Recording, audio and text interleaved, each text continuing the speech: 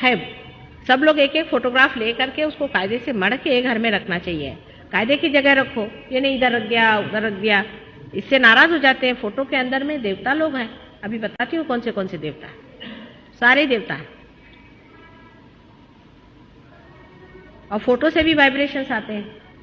तो आप इधर उधर फोटो को रखेंगे तो अच्छा नहीं, उसका अपना प्रोटोकॉल है, उसकी अपनी प्रतिष्ठा है। किसी भी मूर्ति से ज्यादा फोटो महत्वपूर्ण है, इसलिए है कि अभी तक किसी भी इनकारनेशन का या अवतरण का आज तक तो फोटो हुआ नहीं है ना, उसमें कुछ ना कुछ दोष आ ही गया है।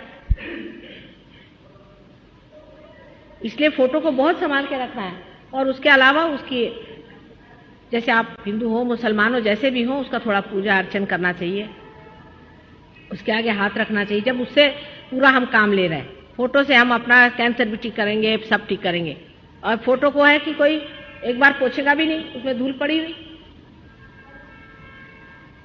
तो ये कौन सा तरीका है भाई? जिस बैंक से सारा पैसा लेने का है उसका कुछ तो ख्याल करना चाहिए, नहीं तो छोड़ दो फिर बात को, नहीं करना तो मत करो, लेकिन करना है तो उसको समझदारी से। आप हिंदुस्तानी आदमी हैं, आपको मालूम है कि हमारे यहाँ किस तरह से हम हर एक चीज़ का व्यवहार करते हैं, कैसे हर एक चीज़ की इज्जत करते हैं, रिस्पेक्ट करते हैं।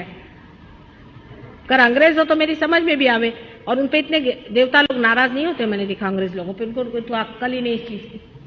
मेरी तरफ पैर भी ऐसा करके बैठते हैं तो भी नहीं नाराज होते हैं, मैंने देखा है। देवता लोग खुद सोचते हैं, पर हिंदुस्तानी बैठ जाए तो फटाक से आता है पैर पे। तो इसलिए समझ के फोटो को रख लिया।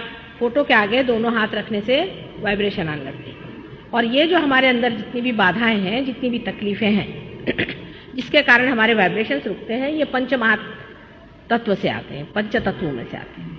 पंच तत्व माने आप तो जानते हैं ना, पृथ्वी तत्व है, तेज है, आप है आदि। अच्छा, अभी जो कुछ में आप में बाधा है वो उसी तत्व में विलीन हो जाता है। तो आप अगर पानी का तत्व लें तो बहुत ही महत्वपूर्ण है। पानी का तत्व में थोड़ा नमक डाल दिया, तो जैसे आपने समुद्र को ही अपना लिया। समुद्र जो है गुरु स्वरूप होता है, और उसको नमस्कार करके और उसमें दोनों पैर डाल के और दोनों हाथ ऐसे करने से आपको आश्चर्य होगा, वो सारा का सारा खींच लेगा। फोटो के सामने एक दीप जलाइए, दीप से आपका प्रकाश है, माने तेज तत्व है। तेज तत्व जो है उसको खींच लेता है। अग्नि से भी होता है, हर एक चीज से होता है। इसके अनेक उपाय हम लोगों ने सहयोग में पता निकाले हैं कि किस तरह से इसको, जो कुछ भी हमारे में जड़ता आ गई है, जो इम्बैलेंसेस आ गए हैं, जो संतुलन आ गया है हमारे पंच तत्वों में, उसको किस तरह संतुलन में लाना। जैसे संतुलन आ जाता है वैसे ही हमारी सब बीमारियां दूर हो जाती हैं। बहुत सीधा हिसाब है। आपके यहाँ फोटोग्राफ है, उसको आप रखिए, दोनों हाथ उसके ओर करें। जब तक उसमें से आपको ठंडी हवा नहीं आती कोई संतोष नहीं है। आप जब आपके अंदर ठंडी हवा आने लग जाए धीरे धीरे, तब सोचना चाहिए कि हाँ भाई अभी मैं ठीक, ऐसा पड़ताला लेना चाहिए। समझ लीजिए आपको वाइब्रेशन नहीं आ रहे हैं, तो देखना चाहिए कि क्यों नहीं आ रहे हैं। अभी आपके हाथ में चमक आएगी, ये उंगली चमक रही है कि ये उंगली चमक रही है कि ये उंगली चमक रही है। इन उंगलियों से आपको पता हो जाएगा, अगर आपने किताब ली हो तो इस पे चक्र होते, उससे पता होगा कौन सा चक्र आपका पकड़ा है। उस देवता का आपको नाम लेना पड़ेगा, और वाइब्रेशंस जो है फिर से लेने से, उसका नाम लेने से आपको आश्चर्य होगा कि वो खुल गया, वो उंगली खुल गई, वो और सारे वाइब्रेशंस आना शुरू हो। इस तरह से इसकी पूरी स्टडी होनी चाहिए, इसको समझ लेना चाहिए पार होने के बाद। लेकिन अगर आप प्रोग्राम ही में नहीं आएंगे तो कैसे होगा?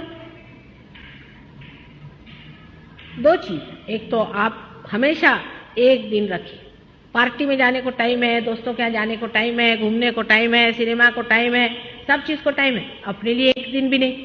फिर माता जी के लिए भी तो सरदर्द होता है, जब आती वहां से लौट के तो देखती अरे बाप रे ये बम्बई वाले तो भगवान बचाए। पर अभी मैं जाऊंगी राहुरी में, देखो विलेज में सब लोग सवेरे 4 बजे उठ करके रोज नियमित ध्यान करते हैं, और वो लोग रोज शाम को सहयोग सेंटर में मिलते हैं। बोलते हैं कि अभी अपन शराब के कुत्ते में तो जाने का नहीं, क्या मजा आता है आपस में। असली दोस्ती तो ये सहयोगियों की होती है, और किसकी दोस्ती होगी? असली दोस्ती होती, जान तो जान लोग दे देते हैं। बड़ा मजा आता है आपस में। जब सभी लोग पार हो गए तो फिर वो बात ही और चलती है, फिर किसी का अच्छा नहीं लगता, लगता है ये क्या छोटे बच्चों जैसे मूर्खों जैसे बातें करते हैं।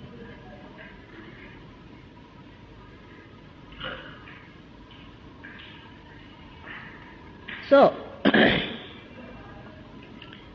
ये क्या करना है, इसकी प्रक्रिया क्या है, किस तरह से करना है, इसलिए किताब भी है, उसको भी आप ले लीजिए, देखिए। और उसमें से कुछ नहीं समझ आए तो प्रोग्राम में आना, वहाँ लोग रहते हैं, उनसे पूछिए। काफ़ी लोग हैं पार हुए। आपकी कुछ प्रगति हो जाएगी जब आप कुछ स्थिर हो जाएंगे, तब आपको और भी चीज़ों में एक्सपोज किया जाएगा, इससे और भी स्थिरता बनती जाएगी। लेकिन अगर आप डगमग हैं, अभी आपको श्रद्धा है और श्रद्धा रहेगी तो कोई नहीं कुछ बताने वाला, पर फिर उसके बाद में और भी इसके हायर स्टेट्स हैं, उसमें आप उतर सकते हैं। जैसे पूजा क्या चीज़ है ये वगैरह, फिर पूजा में सब लोग नहीं आते क्योंकि हम सबको बुलाते नहीं हैं, वो दशा नहीं है ना, श्रद्धा होनी चाहिए।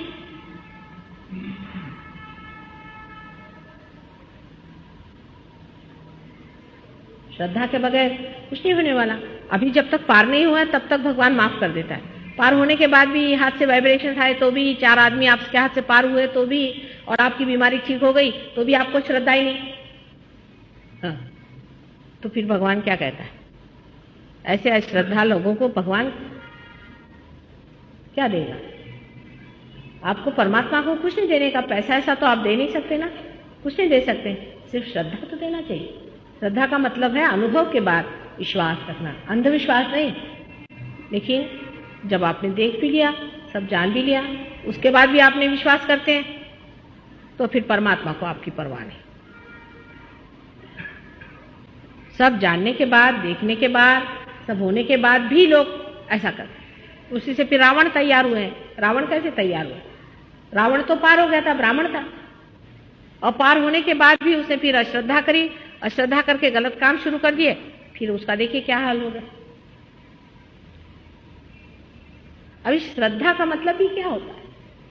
बहुत से लोग कहते हैं कि माँ हमसे सब होता है, हम सरेंडर नहीं कर सकते। अरे क्या नहीं सरेंडर कर सकते? तुम्हारा क्या हम ले रहे हैं? क्या है आपके पास देने के लिए जो हम ले रहे हैं, जो सरेंडर नहीं कर रहे हो? बताओ तो सही। तुम्हारा अहंकार ही तो है ना। थोड़ी कह रहे हैं कि तुम्हारा विजडम सरेंडर करो, हम तो तुमको विजडम दे रहे हैं। अगर अहंकार नहीं सरेंडर करोगे तो तुम्हारे अंदर विजडम नहीं आएगा, बेवकूफ बन जाओगे। तुम्हारे अंदर विजडम नहीं आएगा, बेवकूफ बन जाओगे, स्टूपिड। यही तो पाश्चिमात्य देशों में हुआ कि अहंकार पे ही स्थित हैं वो लोग, ईगो ओरिएंटेड है, तो स्टूपिड हो गए।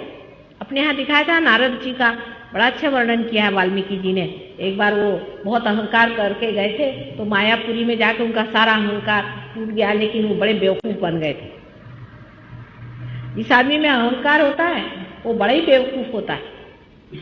उस अहंकार को अच्छा ही है कि समर्पित कर दे। अहंकारी मनुष्य महामूर्ख ही होता है, लोग सब हंसते हैं उस पर, उसको नहीं समझ में आता है।